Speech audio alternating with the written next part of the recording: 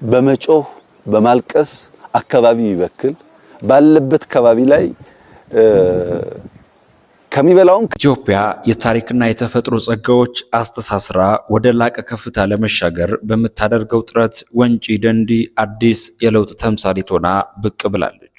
ክቡር ጠቅላይ ሚኒስትር ዶክተር አብይ አህመድ በዚህ ስፍራ ተገኝተው ባደረጉት ንግግር አገሪቱ ካለፈችበት የደም መስዋዕትነት ታሪክ ተነስተው ዛሬ በላብና በእውቀት ወደሚገነባ ብልጽግና የተሸጋገረችበትን ሂደት በዝርዝር አቅርበዋል። ጠቅላይ ሚኒስትሩ ንግግራቸው የጀመሩት አካባቢው ለኢትዮጵያ ሕልውና የከፈለው ዋጋ በማስታወስ ነበር። ስፍራው የተፈጥሮ መስህብ ብቻ ሳይሆን የኢትዮጵያዊነት ልክ የሆኑ ጀግኖች የፈሩበት ማዕፀን መሆኑን በኩራት ገልጸዋል። ኢትዮጵያዊነት መገለጫ የሆኑ ጀግኖች የፈሩት እዚህ አካባቢ ነው።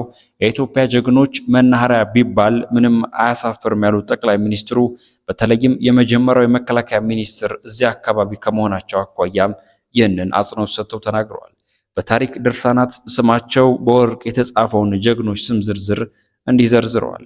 ፊታውራሪ ገበየሁ ጉርሞ በአድዋ ውጊያ ላይ የመጀመሪያውን ጦር በመሪነት የመሩት የጦር አዛዥ ቺፍ ኦፍ ስታፍ ናቸው ብለዋል። ደጃዝማች ባለቻ ሳፎ ወይንም አባ ነፍሶ ገበየሁ ሲሰዋ ተከታታይ የጀግንነት ታሪክ ሰርተዋል ብለዋል። ጀነራል ሙሉጌታ ቡሊና ጀነራል ጀገማ ኬሎ ለዘመናዊነት ኢትዮጵያ ግንባታ ከፍተኛ ውለታ ያዋሉ ብርቅዬ ልጆች ስለመሆናቸውን አንስተዋል። እንደነ ከበደ ብዙነሽ በፋሺስት ጣሊያን ወረራ ወቅት በስቃይና በተጋድሎ የሚታወቁ ለሀገራቸው ደምና አጥንት የከፈሉ ጀግኖችንም በዚሁ አስታውሰዋል። ይህንን ታሪክ ዛሬ ላይ መግለጥ ያስፈለገው ትውልድ ወደዚህ ስፍራ ሲመጣ የተፈጥሮ ውበት ብቻ ሳይሆን አባቶቻችን ጠላትን አሽመድምደው ነፃነቷን ያስከበሩላት አገር ለኛ እንዳስረከቡ እንድንረዳና የኛ ኃላፊነት እነሱን ተከትሎ ሀገር ማሻገር እንደሆነ ለማሳየት መሆኑን አብራርተዋል።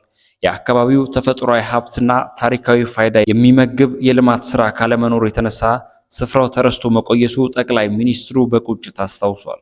ከ5 ዓመት በፊት ወደ ወንጪ ደንዲ መምጣት እጅግ አስቸጋሪ እንደነበር፣ መንገዱም መብራትም ቴሌኮምም እንዳልነበረ ጠቅላይ ሚኒስትሩ በዚሁ ንግግራቸው ገልጸዋል። ዛሬ ግን ያ እውነት ተቀይሯል ያሉት ጠቅላይ ሚኒስትሩ የመንገድ ትስስርን በተመለከተ ከአዲስ አበባ በአምቦ በኩል ከአስኮሪ ደንዲና ከወሊሶ በኩል የሚመጡ መንገዶች ተጠናቀው አካባቢውን ከአዲስ አበባ በ2 ሰዓት ባነሰ ጊዜ ውስጥ መድረስ የሚቻልበት ደረጃ ላይ ስለመድረሱ ተናግረዋል። የመተላለፊያ በሮች በተመለከተ አዲስ አበባ ማዕከል አድርገው ወደ 5ቱም አቅጣጫ የሚወጡ የ100 ኪሎ ሜትር መንትያ መንገዶች ወይንም ሃይዌይ ግንባታ እየተካሄደ መሆኑንም ይህንን የትራፊክ መጨናነቅ ከመቅረፍ ባለፈ የኢኮኖሚ እንቅስቃሴ እንደሚያፋጥነው ገልጸዋል። ብዙዎች የመንግስት ስራ በቱሪዝም ብቻ ለመለካት እንደሚሞክሩ የጠቀሱት ጠቅላይ ሚኒስትር ዶክተር አብይ አህመድ ይህ ትልቅ ስህተት መሆኑን ጠቁሟል። የኢትዮጵያ እድገት የተቀናጀ ፖሊሲ ውጤት መሆኑን ሲያስረዱ የዓለም አቀፍ ተቋማት ምስክርነት ጠቅሷል። ለአብይም የዓለም ባንክ IMF በወጣ የፕሮጀክት መረጃ